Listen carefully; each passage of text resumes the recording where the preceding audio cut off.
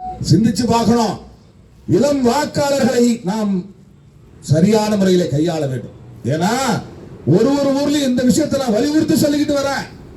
மைக்கில தெருமுனை பிரச்சார கூட்டத்தில் மட்டும் இல்ல, எங்கெங்கெல்லாம் போறோம், 4 நண்பர்கிட்ட பேசணும், டீக்கடையில பேசணும், எல்லார்கிட்டையும் சொல்றேன்.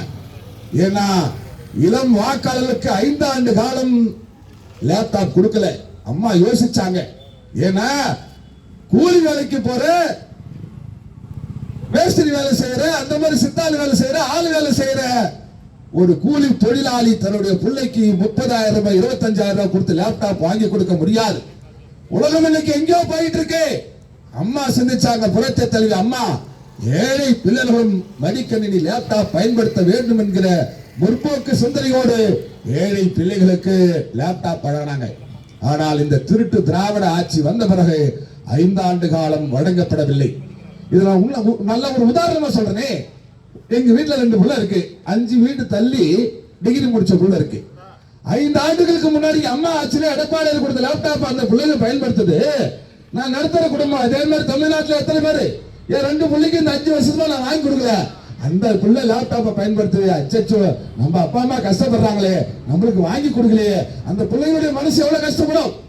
இன்னைக்கு 2 பிள்ளையுமே முதல் ஓட்டு போடும் போது, அதே மாதிரி தமிழ்நாடு ஃபுல்லா எத்தனை லட்சம் முதல் வாக்காளர் இருக்காங்க. அந்த பிள்ளைகளுக்கு நம்ம தான் எடுத்து சொல்லணும். தேர்தல் வரப்போகுதுன்றதுக்காக இந்த 5 ஆண்டு கால லேப்டாப் கொடுக்காத இந்த திருட்டு திராவிட அரசு இப்ப கொடுக்கறேன்னு சொல்லிட்டு ஒரு பாவலா காட்டுறாங்க. அதை புரிய வைக்கணும்.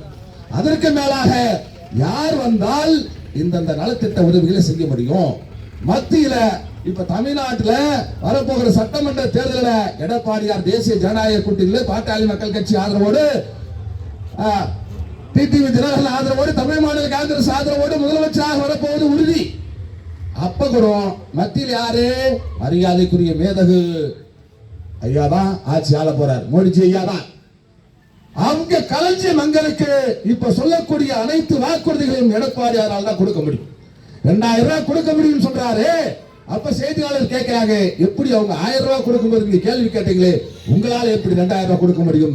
நிர்வாக திறன் இருக்கு எங்ககிட்ட, எங்களால கொடுக்க முடியும். ஏன்னா அந்த 4 ஆண்டு காலம் ஆட்சி செய்த போது கொரோனாவுக்கே பயங்காட்டின தலைவர் எடப்பாடியார். கொரோனா காலத்தில் வருமானமே கிடையாது. தமிழ்நாட்டில் 6 மாவட்டத்தை உருவாக்கியவர். ஒரு மாவட்டத்தை உருவாக்குவதற்கு 600 கோடி ரூபாய் வேணும். வருமானம் இல்ல, மக்களுக்கு தேவையானதை செய்துகிட்டு 6 மாவட்டத்தை உருவாக்கினார். சுதந்திரம் அடைந்த காலத்திலிருந்து காங்கிரஸ் கட்சியோடும் கூட்டணி திமுக, பாரதிய ஜனதா கட்சி வாஜ்பாயோடும் கூட்டணி ஆட்சி. யாரு? கனிமொழி, அழகிரி, தயாநிதி, டிஆர் பாலு, இவங்கெல்லாம் அமைச்சரா இருந்தாங்க. அது ஏதோ புத்தி வந்திருக்கு. மரியாதைக்குரிய மூத்த புள்ளியா இருக்கிற அழகிரி என்னுடைய ஆதரவாளர் நம்மகிட்ட வந்துட்டு இருக்காங்க. தமிழக மக்களுக்காகவோ தமிழகத்திற்காக ஏதோ ஒரு நலத்திட்டங்கள் மத்திய அரசு கொண்டு வந்தாங்களா? நம்ம கூட்டணி ஆட்சியில் இடம்பெறவில்லை என்றாலும் கூட மோடிஜி ஐயாவுடைய ஆதரவோடு 11 மருத்துவ கல்லூரிகளை தமிழகத்திற்கு கொண்டு வந்தவர் எடப்பாடியார் எனும் எளிய மனிதர். 7.5 இடஒதுக்கீடு நிறைய பேருக்கு தெரியல. சத்தம் காட்டாம பிள்ளைங்க அனுபவிச்சுட்டு இருக்கு. நீட் தேர்வு ரகசியம், நீட் தேர்வுன்றாங்களே. நீட் தேர்வுனா என்ன? பிள்ளைங்க தரமா படிக்கணும்ன்றதுக்காக அதுவே அதை முன்மொழிஞ்சது யார்? காங்கிரஸ் ஆட்சியிலே திமுக கூட்டணியில் இருக்கு. அதை முன்மொழிஞ்சதே திமுக தான். சரி, நீட் தேர்வு அந்த மாதிரி கொண்டு வந்தாச்சு, அதை நம்ம ஒண்ணும் பண்ண முடியல. எளிய மனிதர் அந்த எடப்பாடியார் யோசிக்கிறார், அச்சோ ஏழை பிள்ளையை படிக்கிற கவர்மெண்ட் ஸ்கூல்ல படிக்கிற பிள்ளைங்க எப்படி டாக்டர் ஆகுறதுட்டு அதுக்காக கொண்டு வரப்பட்ட அந்த 7.5 இடஒதுக்கீட்டாலே இன்னைக்கு தமிழகம் முழுக்க நம்ம மாதிரி இருக்கிற நடுத்தர வர்க்கத்தினுடைய குடும்பத்தினுடைய 6,000 பிள்ளைகள் இன்னைக்கு மருத்துவர் ஆயிட்டு இருக்காங்க. நல்லா புரிஞ்சுக்கணும். மக்கள்கிட்ட சொல்லுங்க, மகளிர்கிட்ட சொல்லுங்க, 2,000 ரூபாய் ரெட்டலைக்கு ஓட்டு போட சொல்லுங்க, நம்ம கூட்டணிக்கு ஓட்டு போட சொல்லுங்க. கணக்கெடுப்பு கிடையாது, உத்தரவாதம் அவங்க கொடுத்தாங்களே, கணக்கெடுப்பு எடுக்கிறோம். அது தகுதி உள்ள மகளிர். எங்க மகளிர் வந்து தகுதி இருக்கான்னு பாக்கிறதுக்கு நீங்க யாரா? என் தலைவர் சொல்றாங்க, எடப்பாடியார் ஆட்சிக்கு அமர்ந்தவுடன் ரேஷன் கார்டு உள்ள அத்தனை மகளிருக்கும் 2,000 ரூபாய் கொடுக்க முடியும். நேத்து ஒரு அறிக்கை விட்டுருக்கார், தில்லா சொல்றார், களஞ்சியம் எங்க கிட்ட, எங்களோட கூட்டணி ஆட்சிக்கு வந்தவுடன் ஒரு குடும்பத்துக்கும் குடும்பத்தை மேம்படுத்த 10,000 ரூபாய் கொடுப்பார் தலைவர். கொடுக்கக்கூடிய திறன் இருக்கு. வருஷத்துக்கு 3 சிலிண்டர் தில்லா சொல்ற கொடுக்க முடியும். நீ எப்படியா கொடுப்ப? ஒட்டுமொத்தமா 47 சுதந்திரம் அடைஞ்சிலிருந்து ஒட்டுமொத்தமா மாறி மாறி ஆட்சி நடந்த பிறகு கூட 4 லட்சத்தி சில்லற கோடி தான் கடன். ஆனால் இந்த 5 ஆண்டு காலம் இந்த திராவிட முன்னேற்ற கழகத்துடைய ஆட்சி இந்த 5 வருஷம் கூட முடியல, 60 மாசம் முடியல, இன்னும் 2 அமாவாசை இருக்கு. நீ மட்டுமே 5 லட்சம் கோடிக்கு மேல கடன் வாங்கி ஓம்புள்ள தலையில ஏம்புள்ள தலையில ஓன் தலையில ஏன் தலையில கடனாக வையா பொழக்க போற குழந்தை தலையில கடனை ஏற்பட்டு வச்சிருக்காரு. நல்லா புரிஞ்சுக்கணும். இந்த 5000 ரூபாய் வந்துச்சு நினைக்காதீங்க. உனக்கு தெரியாம உன் தலைமையில கடன் வாங்கி உன் பத்திரத்தை அடமாடு வச்சு 1 லட்சம் ரூபாய் வாங்கிட்டு உங்ககிட்ட கொண்டாந்து ஒரு 5000 ரூபாய் கொடுக்குற மாதிரி வறுமையில அப்படிப்பட்ட திருட்டுத்தனம் செய்வதிலே திராவிட முன்னேற்ற கழகத்தின் கில்லாடிகள் இது நம்மளால் நல்லா உணரணும். காலம் கடந்துள்ள. ஆகவே நன்றாக சிந்தித்து இளைய வாக்காளர்களுக்கு நாம் எடுத்து கூறி வரப்போகிற தேர்தல் யாருக்கு வாக்களிக்க வேண்டும் என்பதை விட யாருக்கு வாக்களித்து விடக் கூடாது என்பதை தீர்மானித்து அனைத்து இந்திய அண்ணா திராவிட முன்னேற்ற கழகம் அங்கம் வகிக்கிற தேசிய ஜனநாயக கூட்டணியுடைய வெற்றி கூட்டணி பாட்டாளி மக்கள் கட்சியுடைய ஆதரவோடு, அம்மா மக்கள் முன்னேற்ற கழகத்துடைய ஆதரவோடு, தமிழ் மாநில காங்கிரஸ் ஆதரவோடு மக்களோடு மக்களாக வாழ்ந்து கொண்டிருக்கிற எடப்பாடியார் மீண்டும் தமிழகத்துடைய அருகில் அமர வேண்டும். பண்ருட்டி தொகுதியில ஏன்னா நம்மள பாவப்பட்டோம். நல்லா புரிஞ்சுக்கங்க.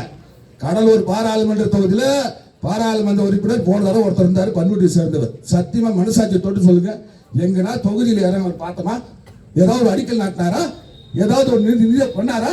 எதுவுமே கிடையாது. ஒரு தடவை பேப்பர்ல கூட பார்த்தா இல்ல. அந்த கன்றால் தான் போச்சுன்னா இந்த தடவை காங்கிரஸ்ல விஷ்ணு பிரசாத் நம்மளுக்கு சம்பந்தமே இல்லாத ஒரு நபர் வந்து எத்தனை வருஷம் ஆச்சு தொகுதியில பாக்குறோமா? ஏதாவது அடிக்கல் நாட்டாரா? ஏதாவது மக்கள் சேவை செய்யறாரா?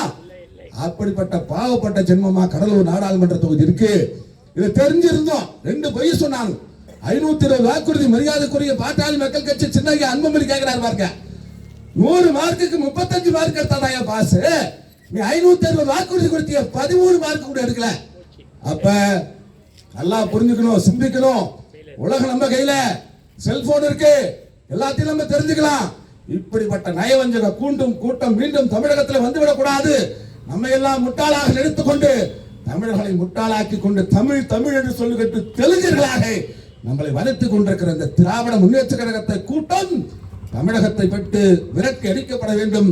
அதற்கெல்லாம் நாம் எல்லாம் சபதமாக ஏற்று யாரை இங்கு வேட்பாளராக அறிவிக்கிறார்களோ எடப்பாடியாருடைய ஆதரவோடு கடலூர் வடக்கு மாவட்ட கழகத்துடைய செயலாளர் மரியாதைக்குரிய முன்னாள் தொழில்துறை அமைச்சர் சம்பத்துடைய ஆதரவோடு யாரை வேட்பாளராக அறிவித்தால் அது இரட்டையாக இருந்தாலும் சரி, தாமரையாக இருந்தாலும் சரி, மாம்பழமாக இருந்தாலும் சரி, குக்கராக இருந்தாலும் சரி, பெருவாரியான வாக்குகள் வித்தியாசத்திலே பண்ருட்டி தொகுதியிலே வென்றோம் என்ற பெருமையை நாம் ஏற்படுத்தி தர வேண்டும் என்று இந்த ஆலயத்தின் வாயிலாக சபதம் ஏற்போம் என்று கூறி நல்ல வாய்ப்புக்கு நன்றி கூறி விடைபெறுகிறேன். நன்றி, வணக்கம்.